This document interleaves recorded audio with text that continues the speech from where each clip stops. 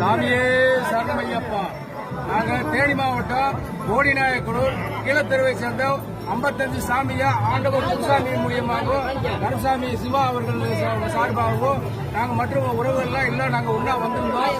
எங்களுக்கு மேலே போய் சாமி கூட பல தடங்கள் அரசாங்கம் மூலியமாக தடங்கள் குடிக்க தண்ணி இல்ல, குழந்தைகளை வச்சுக்கிட்டு மிகப்பெரிய கஷ்டத்தை அனுபவிச்சோம்.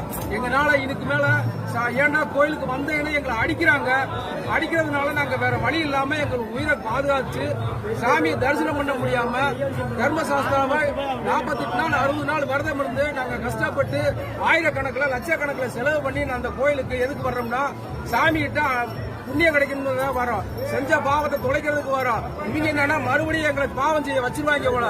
அதனால இது அரசாங்கம், மத்திய அரசாங்கம் இது நல்லபடியா கேட்டு இது சாமி பக்தர்களுக்கு பாதுகாப்பு வழங்கன்னு சொல்லி தாழ்மையோட கேட்டுக்கொள்றேன். சாமியே